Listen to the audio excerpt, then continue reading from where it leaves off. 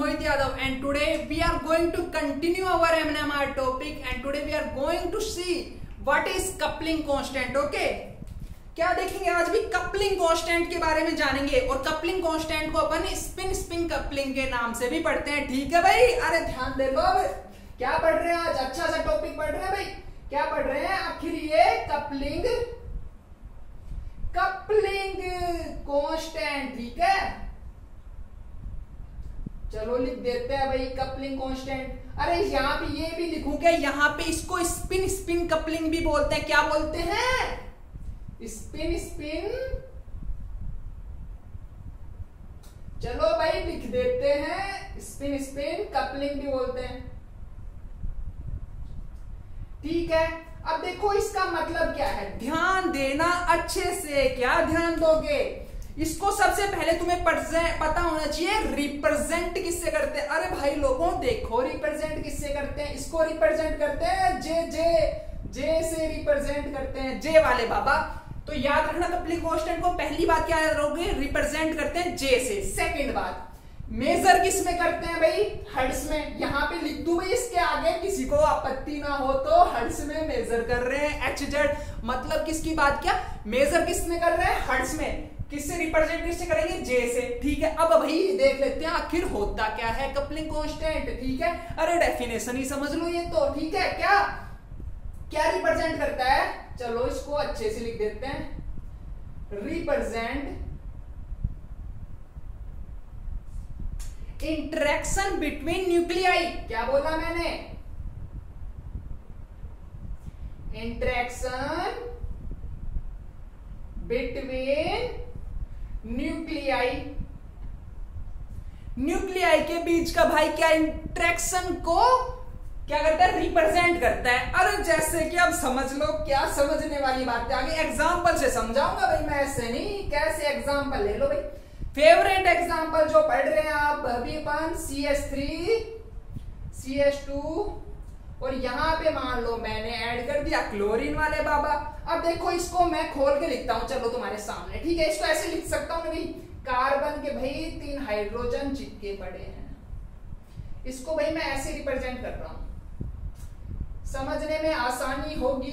क्या होगी? आसानी. अब देखो क्या है, ध्यान देना. इस हाइड्रोजन को मैं बोल रहा हूं भाई A और इसको बोल रहा हूं भाई B. क्या बोल रहा हूं? A और B अलग अलग हाइड्रोजन रिप्रेजेंट कर दिए मैंने. अब ध्यान दो, जो तुम्हें ये A दिख रहा है ना और ये B दिख रहा है, इन दोनों न्यूक्लियाई का क्या दोनों न्यूक्लियाई, इस न्यूक्लियाई हाइड्रोजन एक न्यूक्लियाई और ये HB वाला दूसरा न्यूक्लियाई, इन दोनों का मेजर क्या करना है? कपलिंग कांस्टेंट को रिप्रेजेंट करना है. कैसे रिप्रेजेंट कैसे करेंगे? देखो ध्यान दो, इसको देखो कैसे रिप्रेजेंट करेंगे. यहां पे मैं लिख रहा हूं क्या? 3JAB. ध्यान दो, समझो अच्छे से. जो यहाँ पे 3 रहेगा ना, वो रिप्रेजेंट करता है नंबर ऑफ बॉन्ड. क्या रिप्रेजेंट करता है? Number of bond between A and B. A और B के बॉन्ड, बीच में बॉन्ड कितने? ध्यान दो कितने हैं भाई? 1 बॉन्ड, 2 बॉन्ड, 3 बॉन्ड. 3 बॉन्ड है, इसलिए मैंने यहाँ पे 3 लिखा. J रिप्रेजेंट कर रहा है कपलिंग कांस्टेंट को और A भी रिप्रेजेंट कर रहा है इंटरेक्शन किसमें हो रहा है? A और B में. तो इसको अपन ऐसे लिख सकते हैं, अगर A और B दो न्यूक्लियाई के इंटरेक्शन की बात कर रहा है, इसका मतलब 3JAB कपलिंग बोल सकते हैं उसको. ठीक है, ऐसे रिप्रेजेंट कर सकते हैं. ठीक है ना? ये तो मैंने तुम्हें समझा दिया रिप्रेजेंट कैसे करते हैं कपलिंग कांस्टेंट. अब दिखाता हूं काम कहां आता है. देखो इसके लिए तुम्हें याद है स्पेक्ट्रा जो मैं बनाता था? स्पेक्ट्रा याद है? चलो मैं यहीं पे स्पेक्ट्रा बना के दिखा देता हूं तुम्हें. इसका ज्यादा अच्छे से ध्यान रह जाएगा यार, स्पेक्ट्रा से समझाऊंगा तो. ठीक है ना? देखो ये क्या देगा? ध्यान दो, ये क्या देगा भाई? ट्रिपलेट देगा. ठीक है, और ये क्या देगा भाई? ये तो देगा तुम्हारा क्वाड्रेंट. सॉरी भाई. ठीक है, और ये देगा तुम्हारा ट्रिपलेट. ऐसे आएंगे दोनों के सिग्नल. ठीक है, ठीक है ना भाई? ये किसकी वजह से आ रहा है? तुम्हारा CH2 की वजह से, और ये आ रहा है CH3 की वजह से. ठीक है ना? अब ध्यान दो मेरी बात, जो मैं यहां समझाना चाह रहा हूं. J रिप्रेजेंट कर रहा है तुम्हारा जैसे कि दो न्यूक्लियाई बीच का डिस्टेंस. ये वैल्यू जो आएगी ना तुम्हारी, ये आती है J वैल्यू. ये जो दो पीक के बीच में डिस्टेंस होता है ना, एक पीक और ये दूसरी पीक, इन दोनों पीक में जो डिस्टेंस रहेगा ना वो होता है जे। वो क्या होता है? जे। ठीक है ना, समझ रहे हो मेरी बात? वो होता है जे। समझ गए? अगली बात पे चलूं, ठीक है। अब देखो ध्यान देना मेरी बात से। अब दोनों, और अगर तुमसे इसी के अंदर, चलो जे समझ गए ना, अब क्वेश्चन सोल्व करते हैं। क्वेश्चन से आएंगे तुम्हें बातें समझ में। क्वेश्चन सोल्व करवा रहा हूं भाई, ये चीजें समझ गए। नेक्स्ट चीज अपन इस पे भाई स्क्रीनशॉट ले लो भाई। अरे नेक्स्ट क्वेश्चन पे चल रहा है अपन, ठीक है। अब क्वेश्चन पे ध्यान दे दियो यार, क्वेश्चन से अच्छे से समझ में आ जाएंगे और चीजें, ठीक है भाई। क्वेश्चन देखो भाई, ये नेट में आया हुआ क्वेश्चन है। नेट के बिल्कुल मतलब नेट में 2013 में आया हुआ शायद, एक बार चेक कर रहे हो भाई, कंफर्म नहीं है, ठीक है। पर क्वेश्चन देखो इसी टाइप के आते हैं तुम्हारे। क्वेश्चन है तुम्हारा भाई, क्या है क्वेश्चन? AX देखो स्क्रीन पे डाल रहा हूं, AX system is 4 line, 4 line है भाई तुम्हारी। इसका मतलब सिस्टम है कोई तुम्हारा ऐसा, उसमें 4 लाइन आ रही है, ठीक है। और यहाँ पे क्या है? TMS दे रखा है। TMS से कितने 4 लाइन आ रही है, मतलब 1 2 3 4, ये 4 लाइन आ रही है, ठीक है। वैल्यू कितनी दे रखी है? 4.72। अच्छा देखो सबसे आगे कौन है? 4.72 भाई, फिर है 4.6, 1.12, 1.12 और फिर है भाई तुम्हारी 1.0। ये 4 पीक आ रही है, तुम्हें ऐसे बता दिया क्वेश्चन पे। देखो ये सब कुछ क्वेश्चन में दे रखा है, क्वेश्चन में दे रखी है चीजें, ठीक है। ये 4 पीक आ रही है, अलग अलग पीक है। अब देखो क्या पूछ रहे भाई तुमसे। अच्छा ये पीपीएम में दे रखी है, और भाई ये याद रखना ये पीपीएम में दे रखी है वैल्यू। और तुम्हें क्या दे रखा है भाई? अच्छा इंस्ट्रूमेंट की फ्रीक्वेंसी दे रखी है। इंस्ट्रूमेंट की फ्रीक्वेंसी दे रखी है, मतलब जो तुम अपने बाजार से इंस्ट्रूमेंट खरीद के लाए हो ना, वो तुम्हारा कितने का है? 100 मेगाहर्ट्ज का है। किसका है? 100 मेगाहर्ट्ज का। और तुमसे पूछ क्या रहा है? 2 चीजें पूछ रहा है। What are the value of J? J की वैल्यू, जे AX की वैल्यू पूछ रहा है, मतलब कपलिंग कांस्टेंट पूछ रहा है। और क्या पूछ रहा है तुमसे? और पूछ रहा भाई तुमसे अच्छा डेल्टा, मतलब केमिकल शिफ्ट की वैल्यू पूछ रहा है। 2 चीजें पूछ गया तुमसे एग्जाम में भाई, नेट में आए क्वेश्चन ऐसे, ठीक है। क्या पूछ रहा है भाई? JAX की वैल्यू, मतलब कपलिंग कांस्टेंट की वैल्यू, और केमिकल शिफ्ट की वैल्यू, ठीक है। ये A है भाई, ठीक है ना। अब देखो कैसे निकालते हैं इसको, ये क्वेश्चन है तुम्हारा। अब देखो इसमें निकालना कैसे। सबसे पहले JAX निकालना है, ठीक है। मैंने क्या कहा था? JAX क्या होता है? इन दोनों के बीच का डिस्टेंस जो होता है उसी को क्या बोलते हैं? जे बोलते हैं, ठीक है भाई। उसी को जे बोलते हैं ना, ठीक, उसी को जे बोलते हैं। इन दोनों के बीच का डिस्टेंस जे। अब देखो जितने भी पीक रहेंगे उन दोनों का बीच का डिस्टेंस हमेशा इक्वल आएगा। अब देखो ध्यान से, इसको कैलकुलेट करोगे तो मान लो मैं इसको ऐसे लिख सकता हूं, J is equal to 4.72 minus 4.6, कितना आ गया भाई तुम्हारा? 0.12 आ गया। J की वैल्यू क्या आ गई? 0.12। इस डबलेट से कैलकुलेट करें। अब इससे कैलकुलेट करके देखो, इसमें कितना भाई? J is equal to 1.12 minus 1.0 is equal to कितना आ गया? 0.12, ठीक है। यहां से भी J की वैल्यू, अरे देखो दोनों जगह से J की वैल्यू सेम आ रही है ना, यहां से भी और यहां से भी, समझ रहे हो ना। तो इसका मतलब J की वैल्यू कितनी आ गई? पहला क्वेश्चन आ गया, J की वैल्यू क्या आ गई?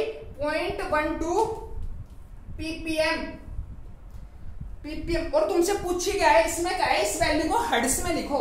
हर्ट्ज में पूछिए, तुम्हारे पास ppm में आ गई, तो हर्ट्ज में कैसे कैलकुलेट करोगे? कुछ नहीं भाई, क्या करना है? 0.12 ppm इनटू इंस्ट्रूमेंट की फ्रीक्वेंसी से इनटू कर देना। इंस्ट्रूमेंट की कितनी है भाई? 100 मेगाहर्ट्ज, ठीक है। क्या आ जाएगा तुम्हारे पास? 12 हर्ट्ज आ जाएगा। J की वैल्यू क्या आ जाएगी? 12 हर्ट्ज आ जाएगी, समझ लो। ऑप्शन दिखा 12 हर्ट्ज। J निकालना सीख गए? J निकालना सीख गए ना? अरे आगे ना J निकालना भाई, दिक्कत तो नहीं रह गई किसी को?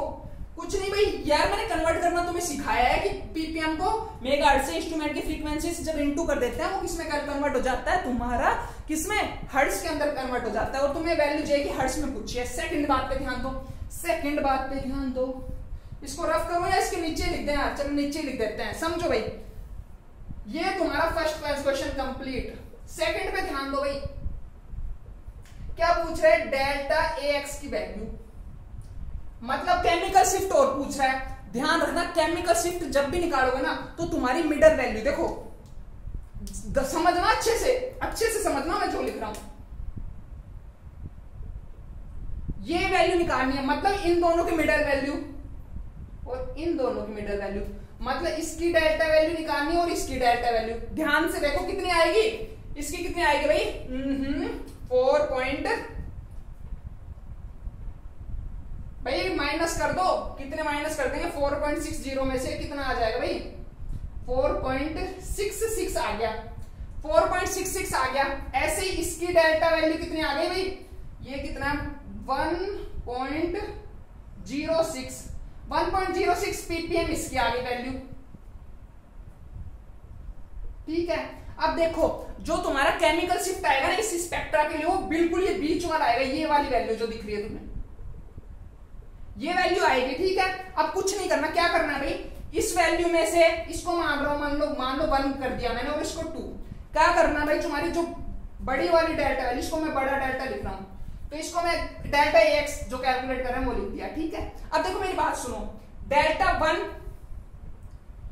माइनस डेल्टा 2 करना है। ठीक है, कितनी है भाई डेल्टा 1 क्या है 4.66 माइनस 1.06 ppm। इसको भाई कैलकुलेट कर लो, क्या आएगा तुम्हारे पास, इसको कैलकुलेट करोगे तो भाई तुम्हारे पास देख लो क्या आएगा 3 पॉइंट समथिंग आएगा ना भाई, 3.60 आएगा ना, 3.60 ppm यही आ गया तुम्हारे पास। ये किसकी वैल्यू आ गई, डेल्टा एक्स की वैल्यू। मतलब ये केमिकल शिफ्ट की वैल्यू निकल ली, पीपीएम में पूछा है ना।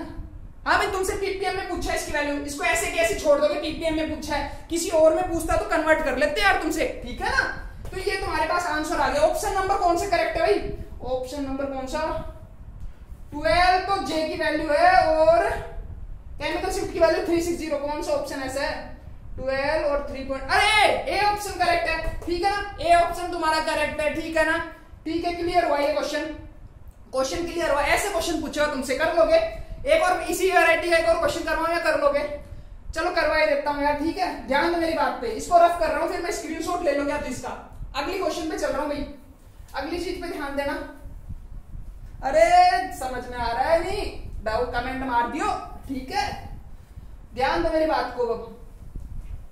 क्वेश्चन नंबर 2 पे चल रहे हैं अपन, क्वेश्चन नंबर 2 भाई। अब इस क्वेश्चन पे ध्यान दो, क्या क्या दे रखा भाई, पूछ क्या रखा है भाई, ये क्वेश्चन यार बोर्ड पे लगा दूंगा। ठीक है, क्या पूछ रहा भाई, 2 डबलेट है भाई तुम्हारे पास, 2 डबलेट है, 2। ठीक है, अब देखो 2 डबलेट कितने कितने पे बन रही है बता दो। अरे सही से चल जा रहे, दिख रहा है नहीं,